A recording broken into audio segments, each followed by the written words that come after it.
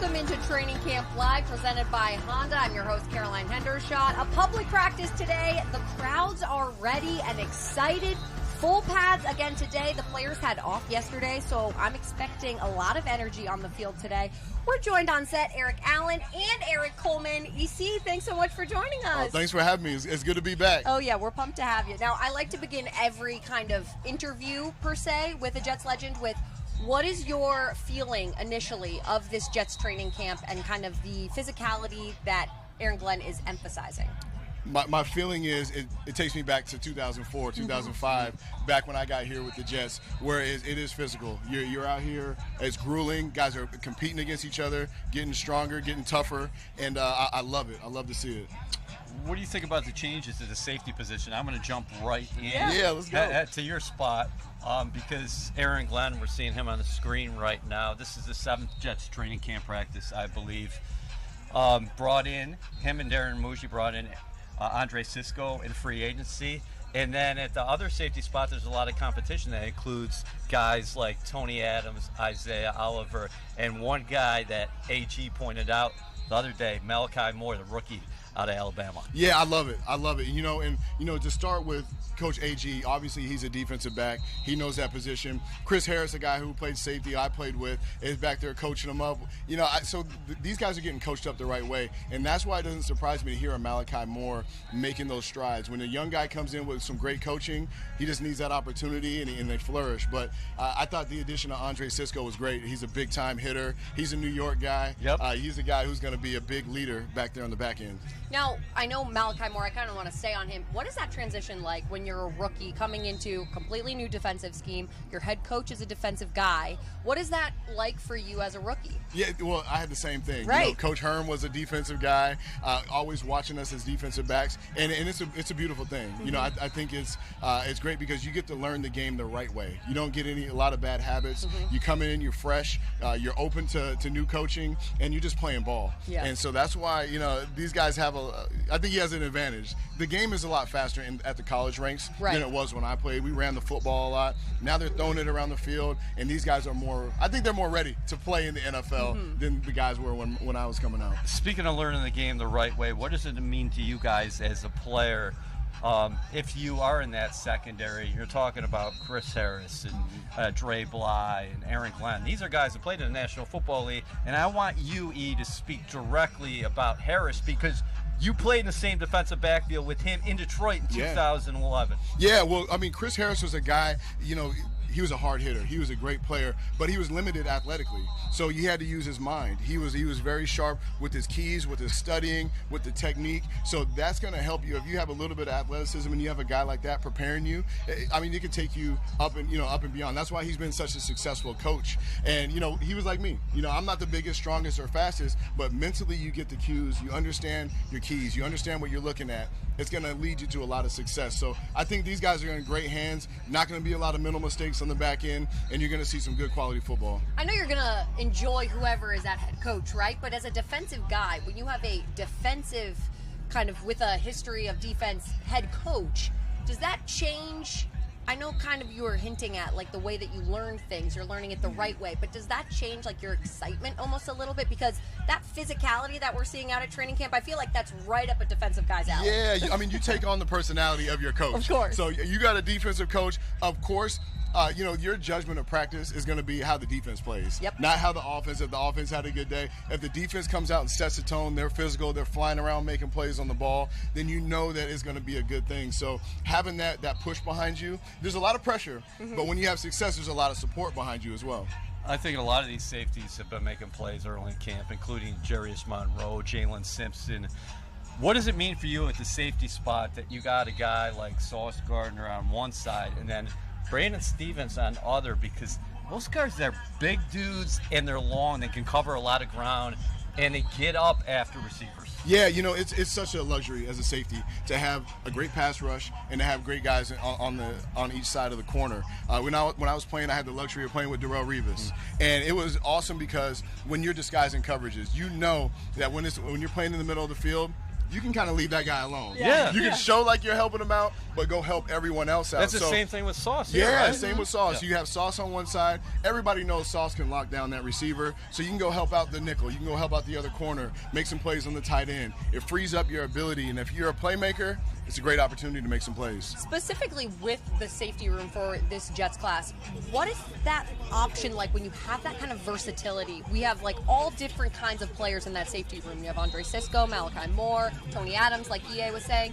What does that bring to the defensive scheme when you have that kind of versatility? Well, one thing, the cream always rises to the top. Right. So you have a lot of competition there. Guys are playing their best football. But scheme-wise, you can mix things up. You can put those guys now. You can put safeties at linebacker. Mm-hmm. You can mix up coverages. Your disguises in your coverages can vary because of that versatility back there. So it's nothing but a positive thing to have a lot of great safeties that can play. Because, us safeties, we feel like we're the best athletes on the field. We can play special teams. We can play nickel. We can play corner, linebacker. We can do it all. So the more of us out there, I think the better for your defense. We're watching these guys warm up right now. Justin Fields took team reps on Tuesday, day off for the Jets on Wednesday. I'm sure he'll be taking team reps again, and he was moving better out there in team periods on Tuesday. We saw him convert a fourth down with his legs, and obviously can keep plays alive. Another guy we just saw on the screen there was Garrett Wilson. From a safety perspective, how would you approach a dude like that who's like an acrobat? Well, all of your coverages are going to be based around Garrett Wilson. We would have it back when I was playing. A certain receiver was out there. Calvin Johnson was out there. Steve Smith. We're dictating our coverage by where he's lined up. Mm-hmm. If he's in the slot, we're going to double team him with cover 4. If he's outside, we're probably going to play a lot of cover 2 over there. But what that does is it frees up a guy in the box. So now that's when your run game can take off, because you have to have 2 guys on Garrett Wilson at all times. And if you don't, he's going to make you pay. So it's going to open up that playbook and open up the opportunities for Justin Fields. Because he's always going to make the first guy miss, too. So that doesn't hurt to have an extra guy on Yes, him. he is. Now, last couple for you here. I want to ask you, with like 9 days to go until this first preseason game for the Jets, where would you want to be, thinking back on your kind of experience in training camp? Where would you want to be, and what are you focusing on at this point in training camp? Well, at this point in training camp, you're learning your teammates' strengths and weaknesses. Mm-hmm. You already know the playbook. You know the ins and outs. And as you get closer, you start getting into a scheme of the team that you're playing. Because everything's going to vary. You're going to worry about different blitz packages. You're going to worry about how you can do your best against that opponent, the other team. Right. But that starts with your fundamentals, you being sound with your technique, and being consistent. I know you're excited to be out here today. As Caroline has talked about, the emphasis for this first camp under Aaron Glenn has been physicality, and one of the things that the media and we have taken note of is these one-on-one tackling drills. Tell me, what's that like, these individual matchups? Because these guys are your teammates, but Glenn continues to say, hey, NFL's about space. We want to get our playmakers the ball in the open field and make some moves, whereas you guys, he wants you guys to be an elite tackling unit. Yeah, you can't be great at something if you don't practice it. Okay. And so I think it's important to get out here and get those open field tackling reps. And you're right.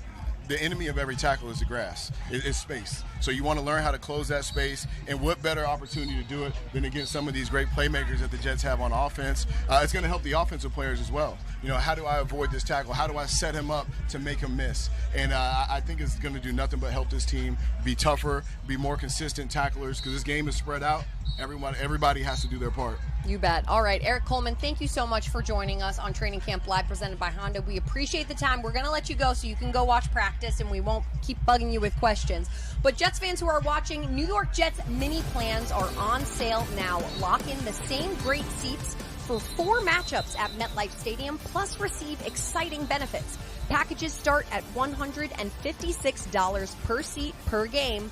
Buy now at nyjets.com/mini plans. Now, we're going to hear from Garrett Wilson, who EA mentioned, on the intensity and the stakes of these training camp practices.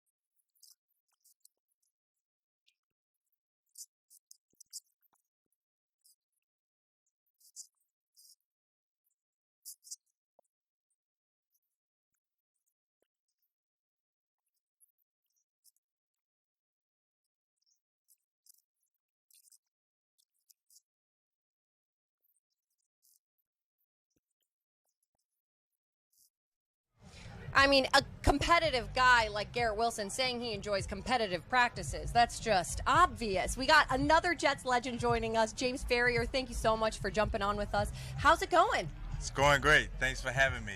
This is wonderful to be out here, and it's a lot different than when I was in training camp in my Jet days. How so? Well, we didn't have this nice facility here. We practiced at Hofstra University, and we stayed in the Hofstra dorm, so it was a little bit different. A little different. It's so great seeing you. My first year with the Jets was last year with the Jets was actually 2001, and to your point, training camp was a lot different back then, right? 2-a-days. Yeah, I remember my first year, my first camp. It was 1 week of 2-a-days.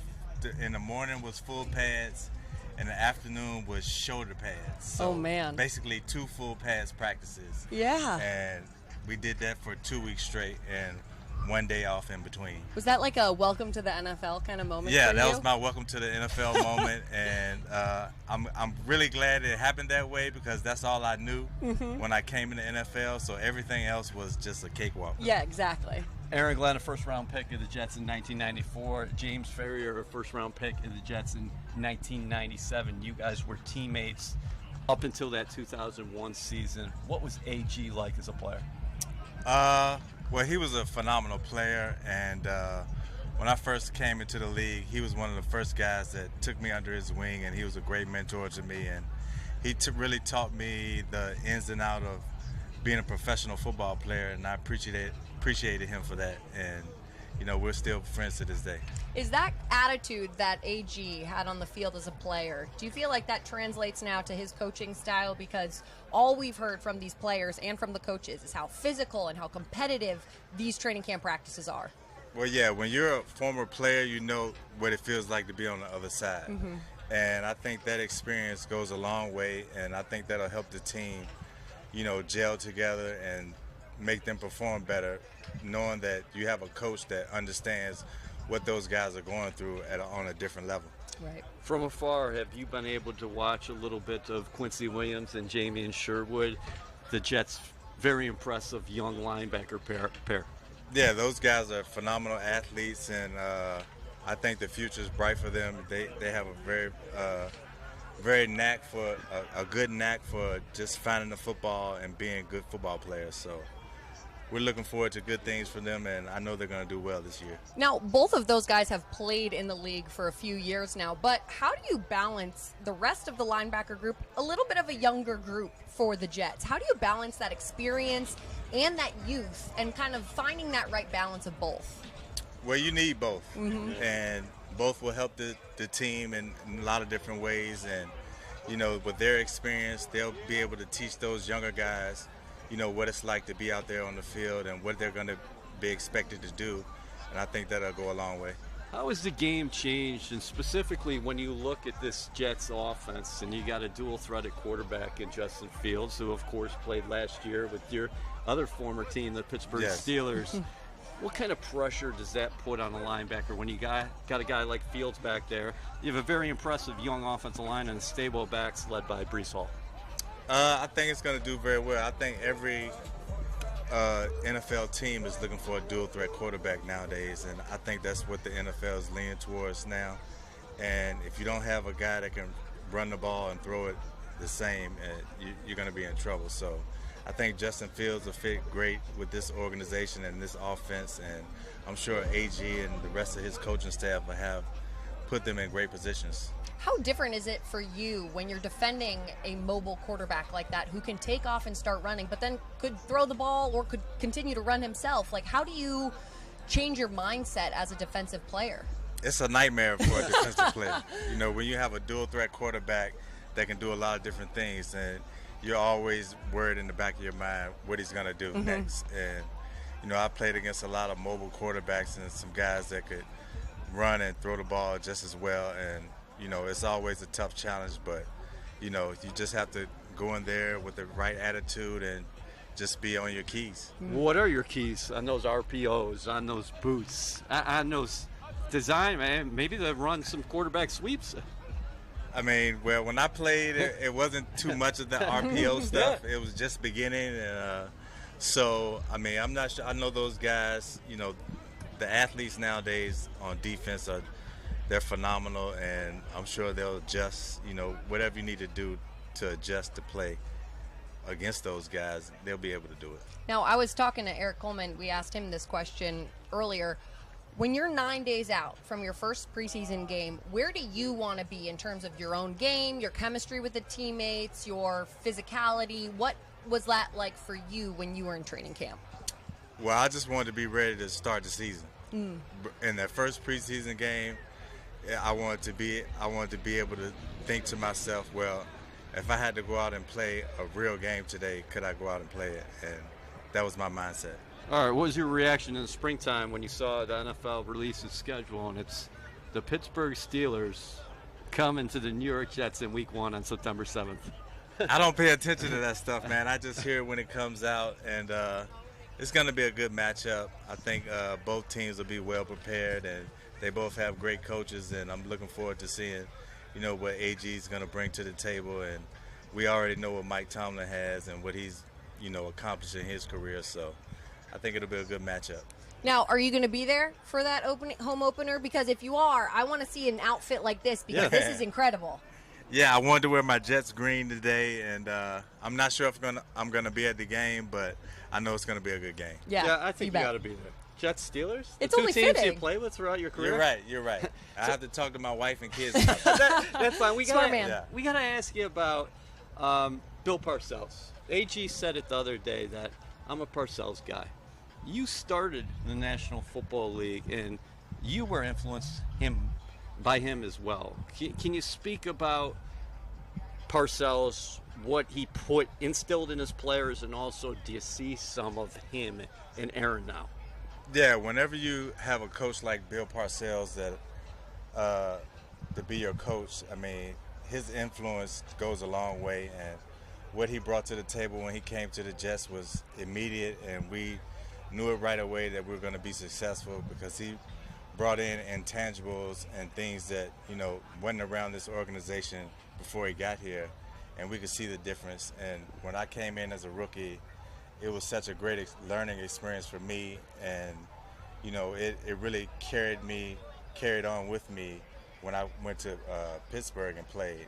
I think a lot of the things that he taught me, I was able to take to Pittsburgh and mold it to my own part of my game. Yeah, and it's something I've always liked about AG in these press conferences is as much as Bill Parcells has had an effect on his coaching career and an influence, he continues to say, I'm not Bill Parcells, I'm Aaron Glenn. No. So it's going to be a little bit different. He's going to have his own spin on it. But James Farrier, thank you so much for joining us. You were incredible. Good to see you. We're going to let you go watch practice now. But Jets fans, Jets game day is better together. Bring a group of 6 or more to MetLife Stadium and take advantage of preferred pricing, access to on-field experiences, and more. To book, visit nyjets.com/groups or call 973-5494-590. Now we're going to hear from quarterback 1 and his chemistry with his teammates and why he's stressing that importance. I mean, of course, this is the time where you get those reps. You get, those new installation plays in. So I think this time is very valuable in terms of getting repetitions, getting on the same page with your guys, especially when you're learning new concepts and stuff like that. So definitely didn't want to miss much time, and that's why I was kind of so eager to want to get back on the field and wanting to keep going. Of course, the better I make the players around me, the better I'm going to perform. So I think it's just working together as an offense, working together as a team, and just getting extra reps, talking through different concepts, talking through different routes, and just making sure that chemistry's there. And last but not least, we got Quincy Enunwa joining us on set, a familiar face. Now, Q, we just heard from Justin Fields, kind of is stressing the importance of he didn't want to miss too many practices because he wants that chemistry with his teammates. Now, as a wide receiver, obviously the chemistry is important. Of course. But why is it so important? How does that chemistry get built, and how does it kind of progress throughout training camp? Yeah, I mean, what's the best way for me to kind of relate? I mean, I guess I can't make any relation to it, but I know that ultimately you just have to have as many reps with the other person as possible. Just kind of understanding how they move, how they like to throw the ball, where they like to have the ball put, right, as a receiver. Mm-hmm. So there's so many conversations they have to have, so many small conversations that you need to have in order to really have that big play on game day. All right, now that you have a couple of practices under your belt, General thoughts overall on the offense and where it's headed.